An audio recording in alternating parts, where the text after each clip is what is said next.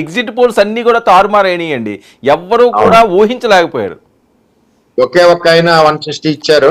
అవును. అంటే ఇది వరకు ఎగ్జిట్ పోల్స్ కి కరెక్ట్ గా దొరికేవారు జనం. ఇప్పుడు భయంతో ఎవరు ఎక్స్పోజ్ అవ్వలేదు. ఓకే, ఎంత భయంతో బతుకుతున్నారన్న దానికి నిదర్శనం ఈ రోజు రాష్ట్ర రిజల్ట్స్. 164 కూటమికి వచ్చాయి, టీడీపీకి 135, జనసేనకి అయితే 100% వచ్చినాయి. 21 అది ఏంటంటే 21కి 21 వస్తాదని పవన్ కళ్యాణ్ గారు కూడా ఊహించుంటారు కదా. ఆయన చాలా తెలివైన వ్యక్తి. రాజకీయాలు తగ్గవలసిన చోట తగ్గారు, పెరగవలసిన చోట పెరిగారు. ఆయన తగ్గకపోతే ఈ పొత్తు ముందుకెళ్తాం. అవును, కరెక్ట్. ఈ సక్సెస్ కానీ ఇటు టీడీపీది కానీ ముందుకెళ్దాం. ఒక విధంగా విషయం మరి చెప్పుకోవాలంటే చంద్రబాబు నాయుడు గారు యొక్క ఇబ్బంది ఏ విధంగా చెప్పినా ఇబ్బందికి సహకరించారు, బీజేపీ ఇబ్బంది చెప్పినా బీజేపీకి సహకరించారు, ఇద్దరు ఇబ్బందులకి ఆయనే సహకరించారు. అవును. దట్ ఏంటంటే ఆయన సెలెక్టెడ్ సీట్స్ ఏవైతే ఉన్నాయో అవన్నీ కూడా 100% విజయం సాధించారు. అవును. ఎందుకంటే పవన్ కళ్యాణ్ గారు పార్టీ 9 ఏళ్ల నుంచి ప్రశ్నించారు తప్పితే అధికారం కోసం చూడలేదు అన్నది కూడా ఆయనకి బాగా వర్క్ చేసిందని చెప్పి నా యొక్క పర్సనల్ ఒపీనియన్. అవును. తెలుగుదేశం పార్టీకి 130కి పైన సీట్లు వస్తాయని మీరు అసలు ఊహించారా?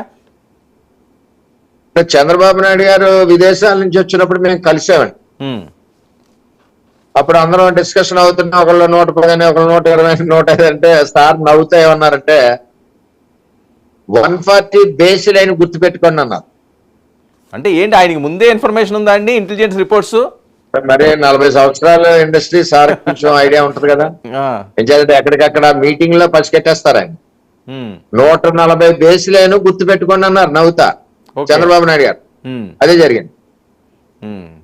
సో అది కాదు, 10-11 సీట్లకి పరిమితం అవుతుందని ఎవరు అనుకోరు కదా సార్ వైసీపీ.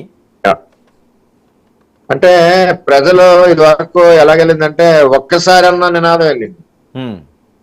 ఇప్పుడు ఓటు సార్ మీ వాయిస్ మ్యూట్ లోకి వెళ్ళింది. ల్యాండ్ టైటిల్ యాక్ట్ ఒకటి. అవును, ల్యాండ్ టైటిల్ యాక్ట్ బాగా తీసుకెళ్లారు మీరు జనాల్లో. లాస్ట్ మినిట్ లో చాలా డ్యామేజ్ చేసింది వాళ్ళని. ఆ ల్యాండ్ టైటిల్ యాక్ట్ యొక్క దారుణం ఏంటంటే మన తాతలా తీసుకెళ్లే డాక్యుమెంట్లు అక్కడ పెడతారు. అందులో ఎటువంటి జగన్మోహన్ రెడ్డి ప్రజలందరికీ తెలుసు. అంటే రెండోసారి గెలిచేస్తాం కదా, రాష్ట్రాన్ని నడిపించాలంటే ప్రైవేట్ ల్యాండ్స్ ను కూడా అమ్మేద్దామని ఒక ఆలోచనతో ఆయన వెళ్ళాడు. ఏదేమైనా ప్రజల యొక్క ఆగ్రహం, బాధ, భయం అన్ని కూడా గుండెల్లో పెట్టుకుని ఒకేసారి ఓటు రూపేణ అభిమానం చంద్రబాబు నాయుడు గారికి, పవన్ కళ్యాణ్ గారికి చూపించారు. రెండోది ఏంటంటే పవన్ కళ్యాణ్ గారు కూడా కష్టార్జిత సొమ్ము 35 కోట్ల రూపాయలు రైతాంగానికి కౌలు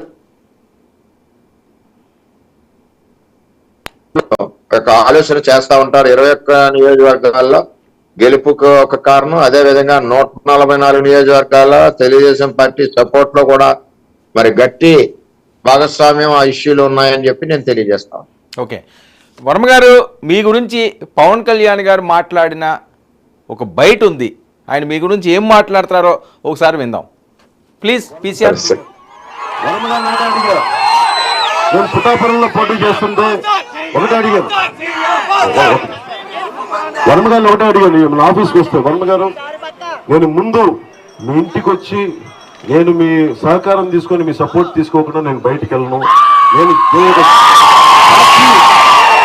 పార్టీ అధ్యక్షుడైనప్పటికీ కూడా నాకు చంద్రబాబు గారితో సత్సంబంధాలు ఉన్నప్పటికీ కూడా స్థానికంగా బలవంతుడు ఈయన, ఆయన నేను గుర్తించాను.